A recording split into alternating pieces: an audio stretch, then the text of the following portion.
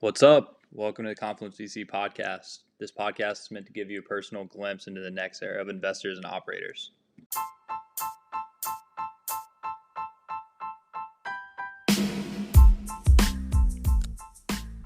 This week we had on Lolita Taub of a community fund. Before this episode, I had exchanged emails with Lolita, but I can comfortably say now that she lives up to all the hype around her. Lolita is a force of nature, and she's universally loved by everyone in the startup world. In her role at the community fund, she focuses on backing community-led businesses that create outsized returns. In this talk, we discuss productizing yourself and streamlining requests through tech, non-obvious benefits from building an audience across platforms, and core pillars of thriving communities, and the thoughts on current and future states of community building.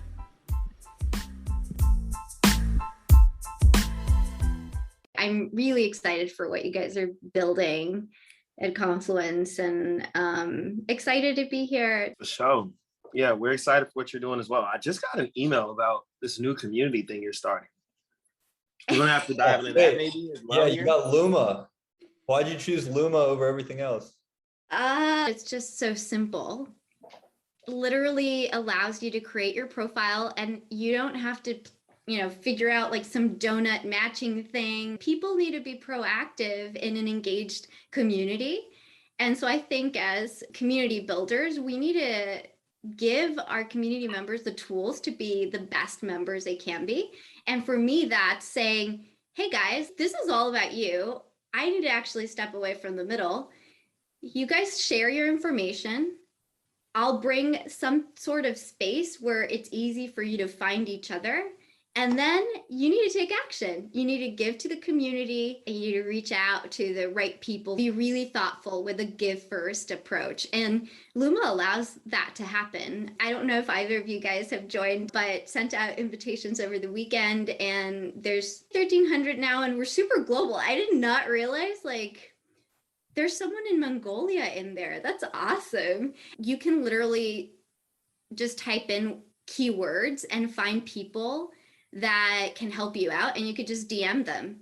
And that's so much better than trying to create, just non-organic stuff, which we do plan to do some of the, hey, post engage. Ultimately, I think that we need to change the narrative of what a community is. And it really does boil down to the individual members and their commitment to giving to the community, creating a safe space for each other, and just making really awesome things happen.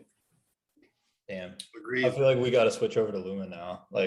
Ours is just tied together from Airtable to Slack to some Zapier links in there to connect software tools better. But yeah, when I was playing around with your Luma, it just looked like so much cleaner than what our process is. Yeah, and Does it work on web portal? Or do you have to download the Luma app? You can use it on your phone, but that's the other thing. If I log in from my Chrome browser and my iPhone or online, it's totally cool.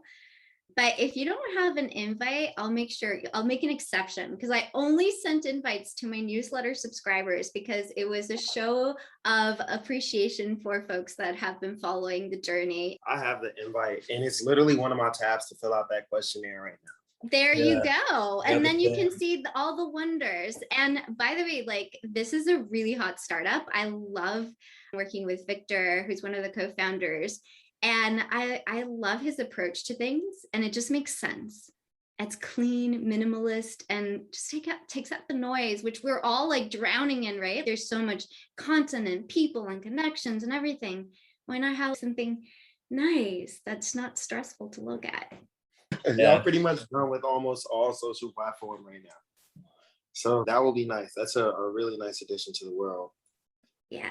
So, and you had the Built First announcement. I literally just got off the phone with those guys. We're trying to do something similar. But yeah, you just packaged up all the big news into last week's newsletter. I don't know if it's all the big news, just saying, but Built First also, I think they're really awesome. I love that they are being really open-minded. When I talked to them, I said, hey, look, the community I serve and I am a part of, we're a group of people that come from all walks of life, and we need to make these things accessible if we're really going to allow people with amazing talent that can come from anywhere to go and build the unicorns of tomorrow. And they were just like, let's do it.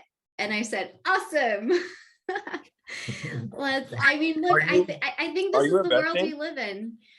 In Build First, Mm-hmm. they should invite me. So we're thinking about doing an investment syndicate. Could be really interesting. We could maybe even co-syndicate. We'll see. Well, yeah, just let me know what's going on. I talked to them wearing my community builder hat, but now that you mention it, maybe I should be talking to them about that too. I'm really curious to see like what happens, right? Because in 3 days, the analytics, which I love that they have analytics, show that people in our community have saved over $300,000 in SaaS products and tools. That's Wow. pretty amazing. You said in 3 days. That analytics yeah. piece is super cool. Like you're actually able to assign, or you're able to get like credit for how much you're actually saving people, which is pretty sweet. Oh, really? I don't know. I don't know if I talked to Aaron about that. I'll have to. I was just like, you're going to give something really awesome to my community. Let's do this. Yeah. But now I have Clay. Like, I need to ask him about the money making, because it'll be helpful in maintaining community, because anybody who does this knows that it actually takes work behind the scenes. It takes a lot. Yeah. So this is similar to the conversation we had before when I was like, before Clubhouse died, and I was trying to broker us a deal with Crunchbase and Carta and Silicon Valley Bank. I'm like, dude, we should totally getting paid for this shit. Remember? Yeah, I remember think that. in most of these situations, it's like there's a monetization play. You just got to figure it out in the back end. The thing is, the orgs are just slow, or you got to ask them about it directly. Yeah, you know, when I'm wearing my community builder hat on, I really am so curious about pushing the bounds of what is a community, how is it run, and what do members do.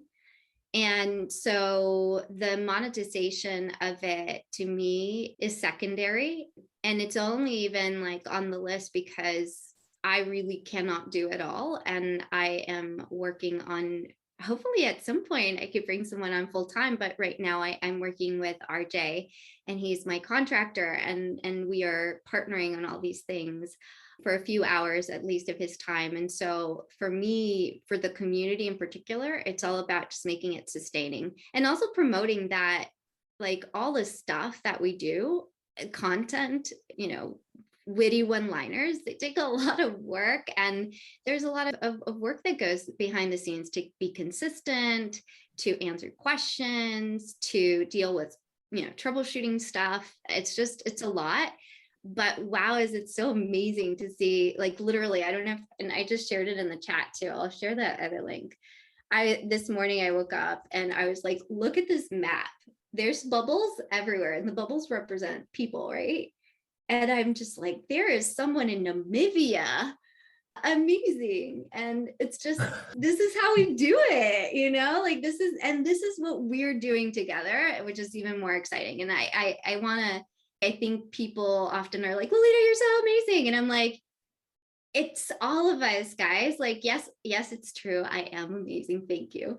But nothing works if we do it alone. And also, one thing in my mental health days that I took, I was looking through an art book, and this artist was talking about having mind block in creating. And he just said that at some point he realized, like, hey, dude, like, you're not supposed to do this alone. None of us are.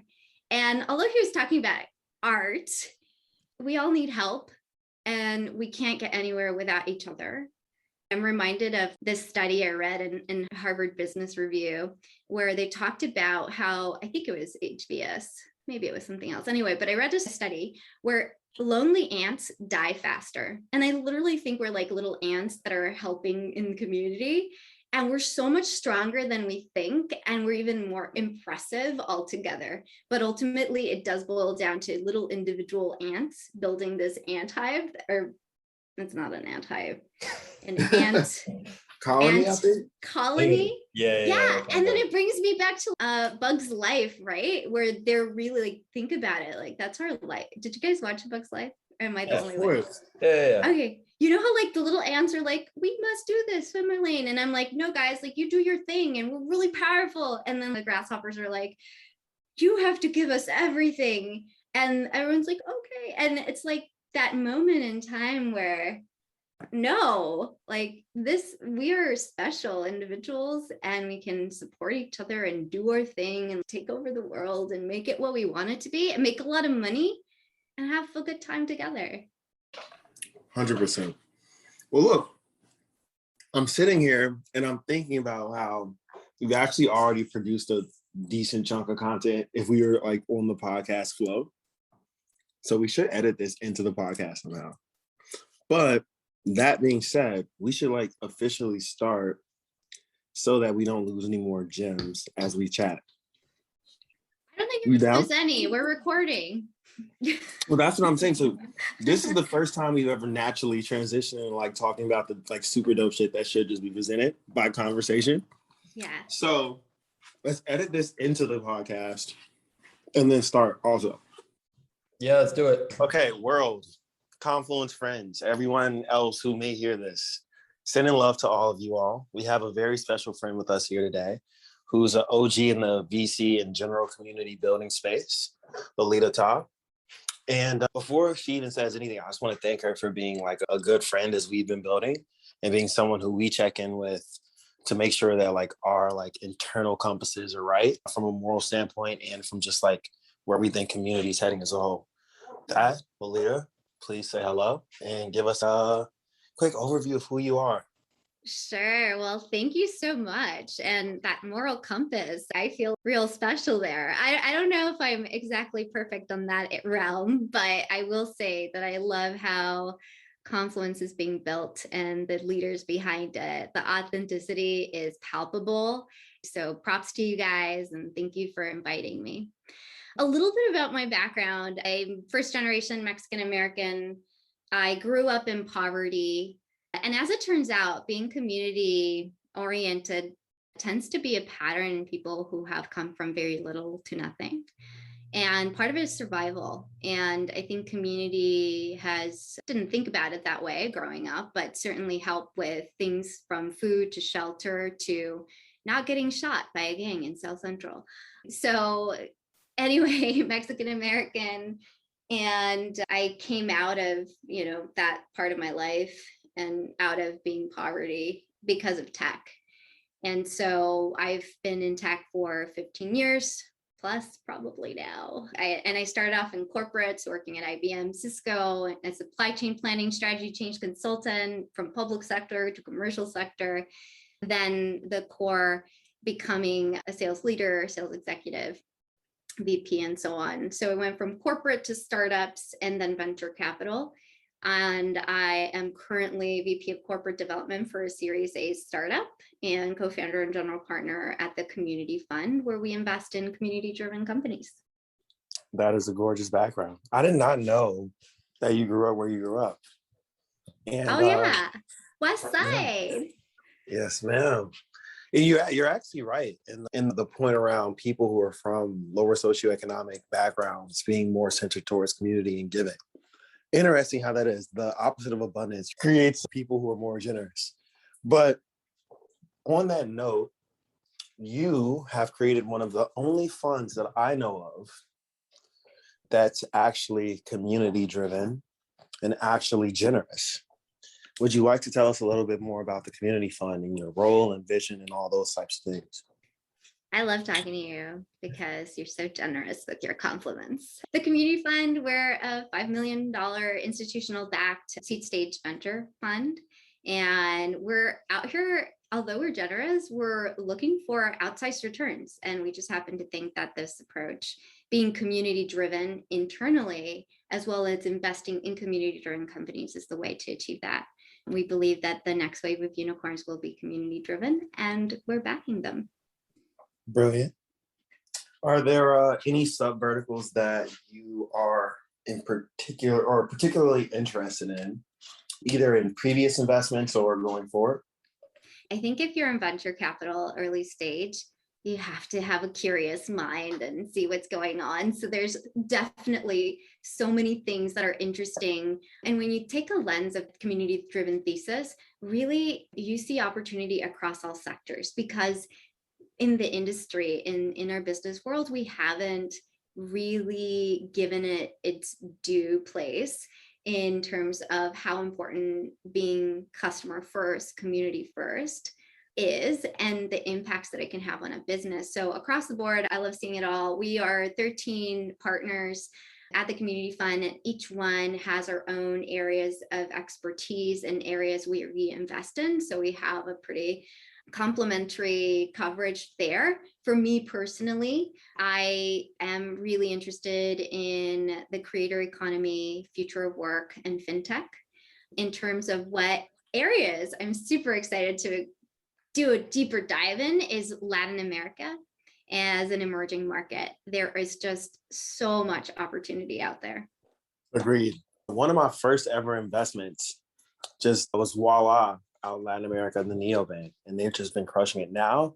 Like even like companies that I missed, I'm just like crap that I did that are just crushing it. I think you and your infectious personality, along with the gang that you put together, will do very well in that space. I think so. And the thing is though, like I mentioned, every investment partner has their own thing. And we like literally we have an investor doing fintech, but then we have femtech and everything in between. So it's really interesting for me personally that Latin America is interesting because I'm Mexican American. My first language is Spanish. I have realized that I have racial post-traumatic stress disorder. Well, my therapist told me. And I am also really curious to explore the opportunity because in Latin America, because I think it'll also be therapy in really accepting and appreciating the amazing value that comes from our heritages and our people and our history. So super curious about it. So I advise you, one, to do that, two, to like fully accept that trauma and whatever it might be, and then maybe go on a trauma detox when you're there. And then two, last time we talked, I still kind of do. I was living in Mexico and across Latin America. I advise you to move there for a bit. Okay, so it is Tyler, so dope.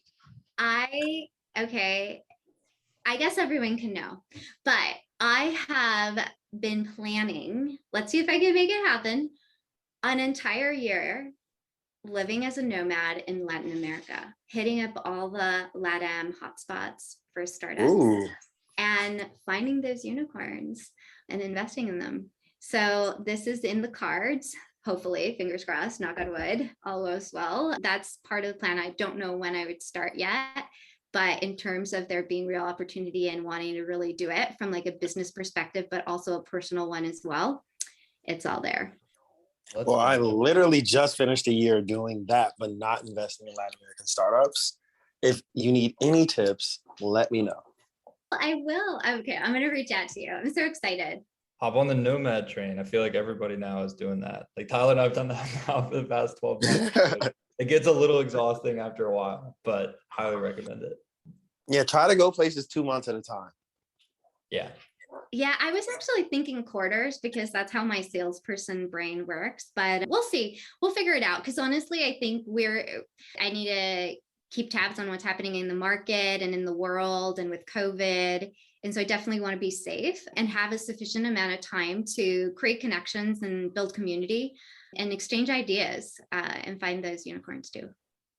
What I want to dive into next is the concept of Lolita being in 20 places at once. And you have put together this Lolita as a service-esque coverage area piece on Notion, which is gorgeous. And it's something a lot of people could use in regards to figuring out how to spread their time efficiently. Would you be down to talk about that and kind of how you've created platforms to enable that for yourself? I think if you are one of these people that likes to do a lot of things, but you have limited time and resources, you get really creative on how to get things done.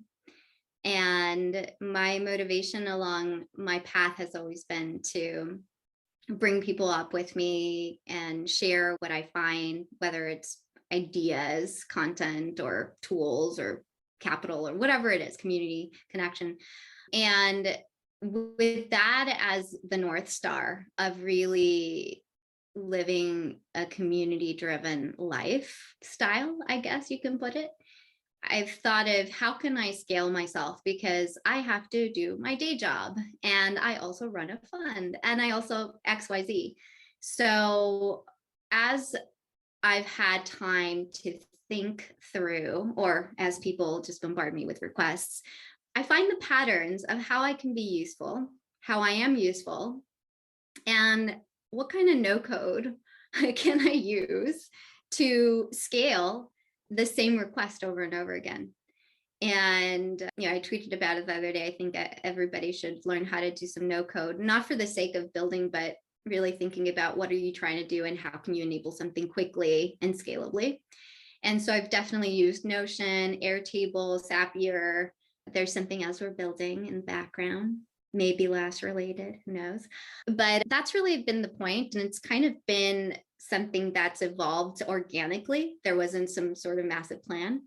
But now that things they seem to be settling in certain spaces. So for example, how can I enable capital connections, right? And that's through the startup investor matching tool between startups and investors. Found out that works. So how about we do that for the GPs of the future or existing GPs who are also underestimated, and connect them with LPs.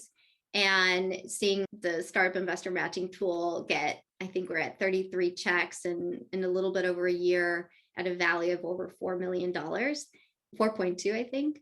It's amazing. Like, this is the power of the community. And I feel like once you get a taste for what the power is of a community and you use it for good, it's just motivating and inspiring to think of like, how else can we be crafty and enable each other? And I think that's kind of the next stage for me. It's, yes, I need to have someone on my team to help me with the background operations, admin, things like that. But also, how do I get out of the way for just the incredible people who are in our community to do their thing, but have the tools and the platform to do it? So that's been on my mind. I think key word that you just said there was like, how do you get out of the way? Right? Like, Yeah. it's huge, right? Like, you get to thousands of people and you're just like, bruh, I can't help unless I figure out how to automate this. And by the way, congratulations on your matchmaking tool success. That means so much. Yeah, I You're mean, changing people's lives, like literally putting food on people's tables. I remember And seeing that enabling last people's- summer, and I was like, such a game changer. I was like, this is like the coolest thing on earth. And then you got like a ton of press on it, and you started getting more accolades. But I remember I like kind of had a light bulb moment for me when I saw that. oh, thanks, Clay. Yeah, it's been really amazing. And it's, I mean, again, like, people are like, oh, Lolita. Actually, so I have to say this. All of the technical stuff that happens, Josh is behind it. Josh is my husband, and he's brilliant and amazing and super supportive. Ultimately, again, like, you can't do things alone. And I just need to, if there's one piece of feedback I'd give myself is, remember that you don't need to, and you shouldn't, and nobody should do anything alone. And that enabling is really the goal. Enable and get out of the way. Like, people have amazing things to create, to produce. And I want to just, be one more supporter and have others support me too. Because guys, like, I need your support too. Don't worry, we'll always be there. But there's also, I just love the way you're thinking about this, because like one of the best feelings in the world is having something be there and it be permanent and be working, and then being able to focus on the next problem to solve. Well, a problem that a lot of people in our industry try to solve, whether it's for good reason or bad reason, is growing their audience.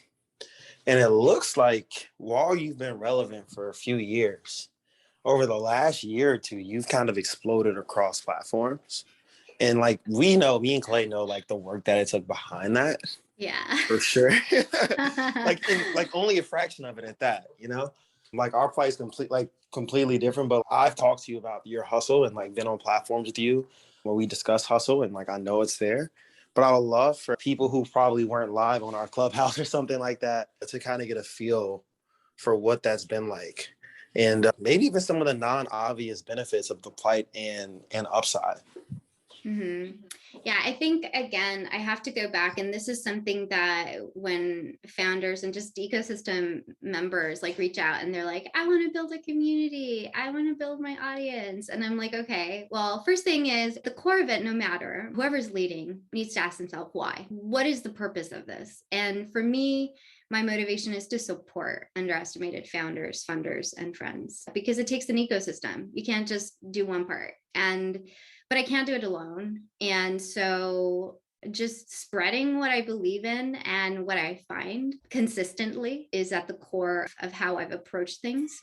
And the benefits have been really awesome. You know, I've had founders reach out and say, thanks for posting about this accelerator. Like, I actually got in, and now we're heading into fundraising.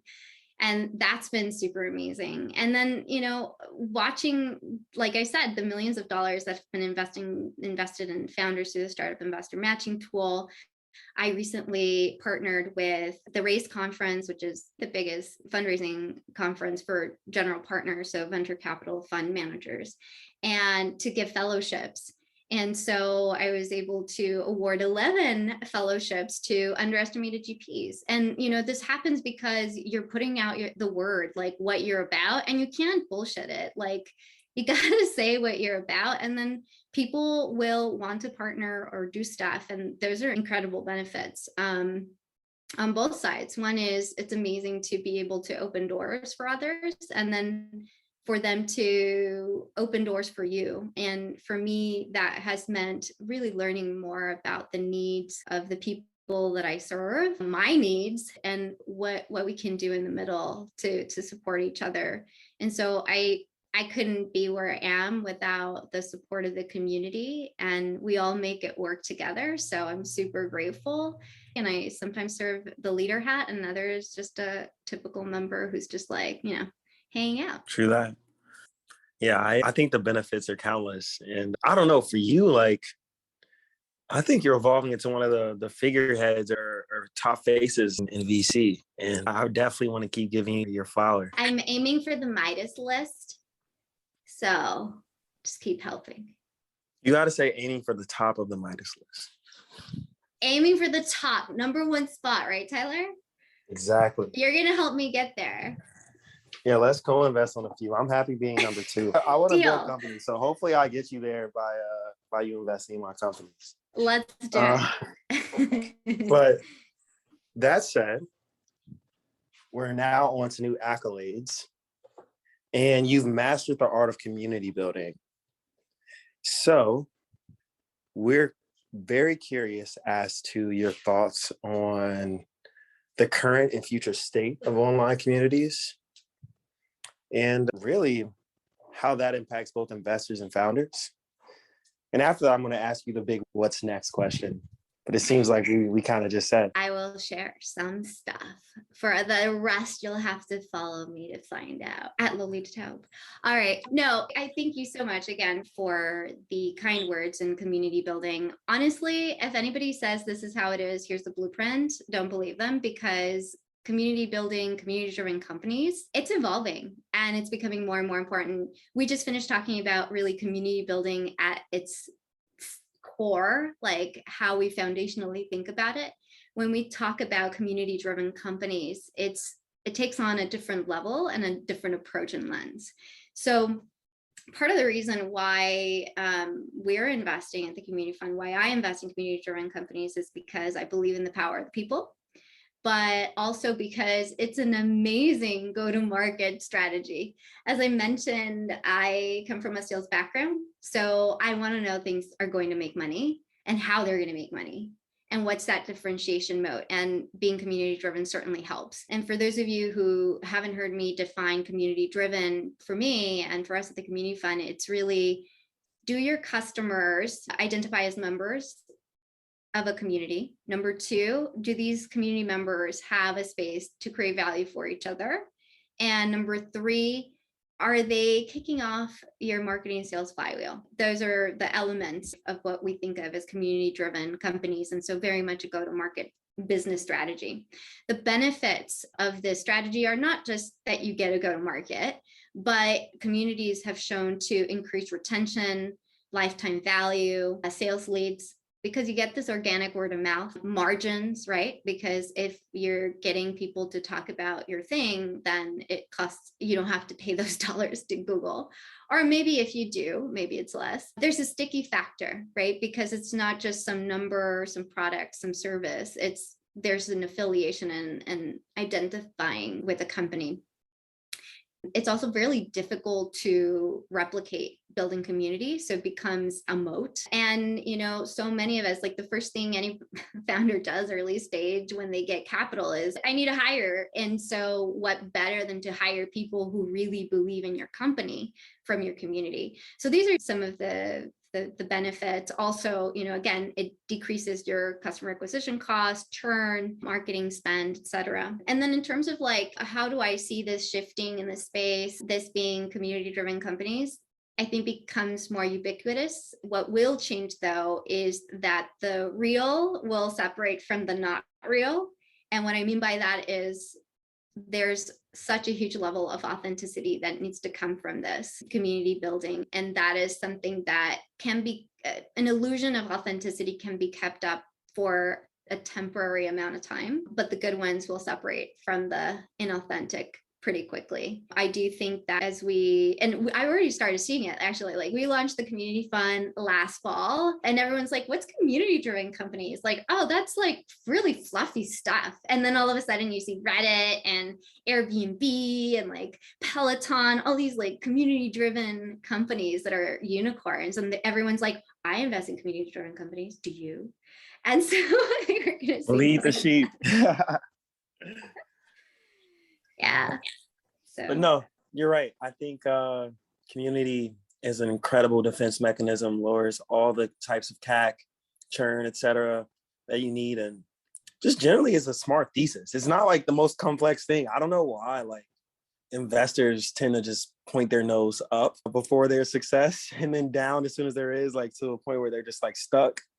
But a way to claim a fork early. At this point, you should take a moment to ask us anything in the world you'd like, and we will answer transparently. That can be about Confluence. It could be about something you have on your mind. It could be about our emotional states. It could be about our fun. It could be about anything in the entire universe. And we will be 100% honest with you. In the spirit of community building, how can you help the Lolita community? Well, Clay, do you want to answer that or should I go for it? I got a couple ideas. I feel like we have somewhat similar communities. Like we have a form for founders to submit their company information and then be seen by our investors called commonapp.vc. So if anybody's looking to do that. Which was inspired by Lolita. Let's keep it a buck. Yeah, 100%. And so if you want additional forms to just send targeted emails to investors, that's another one to check out.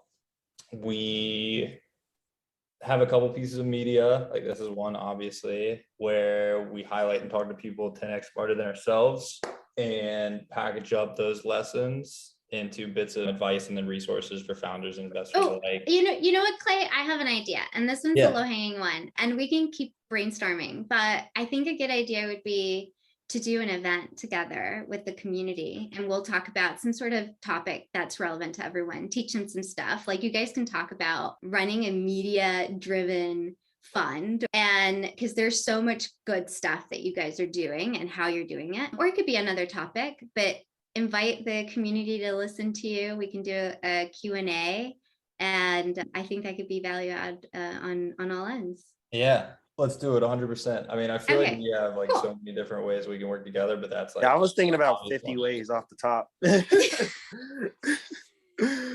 But, there are so many ways, but you guys, we got to start small. That is a hack that I have learned in doing balancing things. Like, how do you prioritize what's the low hanging fruit and what's going to be like high impact, low lift? That's the magic. I try to chart that out. Like I've gotten a lot more serious about charting days out, like charting big macro and micro goals, like 30 and 60, 90-day goals. And I had to sit down recently and just look through all these different things we have kind of floating in the air right now and which ones we actually want to double down on. Tyler, we should probably talk about that offline. Yeah, we should have like But I was having the same realization earlier this week. Like, damn, I actually need to focus on one or two of these before just like. Yeah, because you know what? That's what can happen. We can we're doing so many awesome things that we're scattered, and then we need to take a break, reflect, and be like, what's really the most important? And not just what's most important, but what's important and urgent and aligned, most importantly, with that vision that we have. And sometimes you can get away from it, not because you want to, but because shiny things are shiny things that you're attracted to. And then being able to be okay with saying, we're going to divest from that project or that item, prioritize this, parking lot that. Super important skill set that I don't think we talk enough about. 100%. Yeah, I would love to have a session where I think we're all at this point where we've kind of built those automated pieces, created some value. And now you're at the top of the mountain, like, okay, well, like, what do we do next? And doing things with you has been on that bucket list for a long time. So totally with it. Let's do that. And let's make some money too. Cool. Let's do it. That's a mission. So we usually would do a closeout round here where we'd ask you rapid fire questions, and Clay would do that. And I'm totally down to do that. But there's also an option where we just ask you one or two questions instead, and we just include the conversation we had a bit before we started this as like a special edition, because we had some really good stuff in there. What are your thoughts? Whatever you want to do. I'm game. Clay? We can run through quickfire. Like, that shouldn't take too long. So that's literally just 5 questions meant to be answered in 2 sentences or less. How does that sound? Okay, we could do that. Cool. So first one we have is, what is a recommendation you hear regularly that you think is bad advice? This is a good one. Pay yourself very little or nothing at all when you get started. I like that a lot. I think like that's like really commonly held advice that I've never really bought into. It's like, no, pay yourself. You need to eat. Yeah. You need to have, I think who made that an okay thing to do were people with trust funds who have a lot of money to begin with. So no, pay yourself. All right, next one. In the last year, what new belief, behavior, habit has most improved your life? Asking for help and learning no code. No code is sick. I'm like trying to learn Yes. more every day. Zapier, if anybody doesn't use Zapier, like, you should absolutely learn how to use Zapier. It's crazy. I'm excited we're starting to look at Integromat. Ooh, fancy. I'll have to check that out. All right, next one. Aside from having to say no all the time, what's the worst part about venture? Fund operations. So again, everyone seems to think that VC is magical and all you do is write checks, but there's actually so much that needs to go in the background for administrative, especially if you're running a community-driven team. It's managing, it's having a company. And so there's a lot of space for no code optimization that I'm looking into. Yes. And you should check out Visible. I was about to say, shameless plug. Everybody check out Visible. Got software. We're using that for ours for sure. Yeah. We use that for our updates. Everybody else should use it for their updates. Well, you know, actually, so I've been looking at the market. I do like Visible. There's Paper Street. Cabal is pretty interesting stuff. So I'm looking into that. Yeah, 100%. Clay, you better offer a discount or something like I know, that. This is Lolita, war. we'll do something. We'll figure out something. Or more interestingly, how about we just ask why she, like, what does she thinks the ups and downs of each one, and we just make Visible that much better. I'll have to work with Mike. But yeah, we'll figure something out. Mike is awesome. Like, I have to say, like, yeah, anyway, but happy to chat it up. Honestly, I'm always thinking about how can you make things more community driven and be able to track metrics and set accountability, which are the most important things in my opinion. So get stuff for founders. So happy to talk anytime. Wait, the Cabal company that you were talking about, they're the one, like, getcabal.com. Are they the one that put out that piece earlier this week about community equity? Yes. Yeah. That company's sick. Yeah, so I'm super, super excited for what they're building, and I want to dig in more because they're at the beginning, and I think there's so much that we can do. It's different than Visible, but there's some overlap. So there may be some opportunity for collaboration. Yeah. No, 100%. God, there's another one. Try not to go too far off script here. I think it was like Fairchild. It was like same idea of like allowing community members to get Send it over. Send it over. I'd love to see it. I am anything that's community driven, send it my way.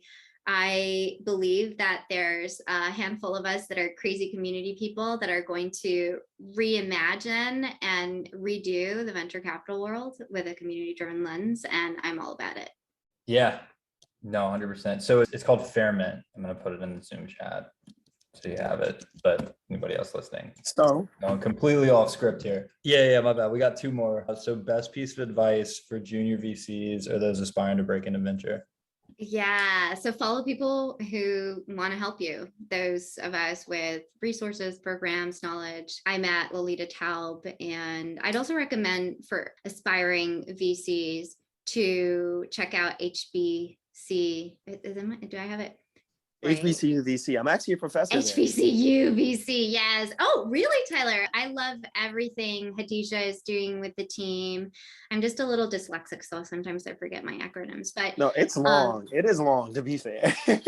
it's a little long, but I really do love what they're doing, believe in what they're doing. Harlem Capital also does some good stuff to bring interns. I mean, any kind of opportunity that where you can get your hands dirty, but always try to, like, if you're going to be unpaid, that's rough. So always ask for money, but otherwise you can start volunteering. That's how I got started in the investing world. Just like, I don't have money, I'm not accredited, but can I help you and learn? And people are really happy to accept free labor. So just putting it out there. But I'm just really big on, if I do have someone working with me, I need to pay them. I just have been on that other side too many times, and that shit isn't good. Yeah. Agreed. Couldn't agree more. See, last question from us. Who's a mentor of yours that you want to give credit to? Oh my gosh.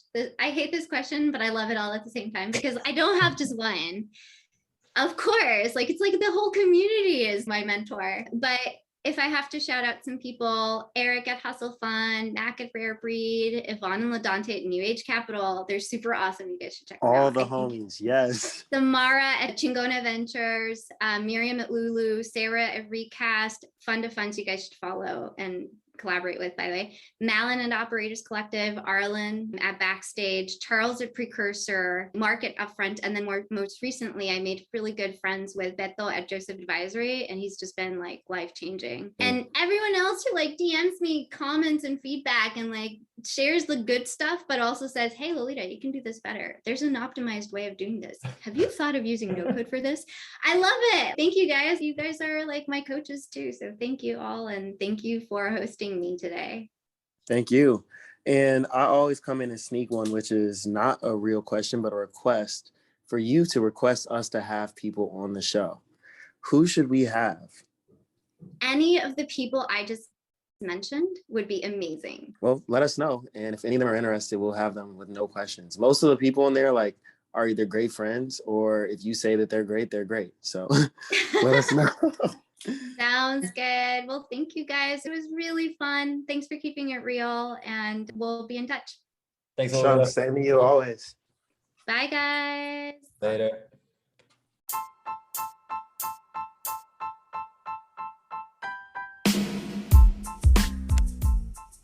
Huge thanks again to Lolita for coming on, and we hope that each of you are able to pick up something valuable from this episode. If you're looking to get in touch with Lolita, we've linked her social info within the description below, and you can also find your contact info in the Confluence VC directory. For next steps, if each of you have not submitted your info to become a member yet, you can do that through our website at www.confluence.vc. And also, if you want to become a subscriber to the newsletter, we offer a ton of free resources in there each and every week meant to help you become better at your individual roles. You can subscribe there at www.confluence.substack.com. Hope that helps. Hope to hear from y'all soon.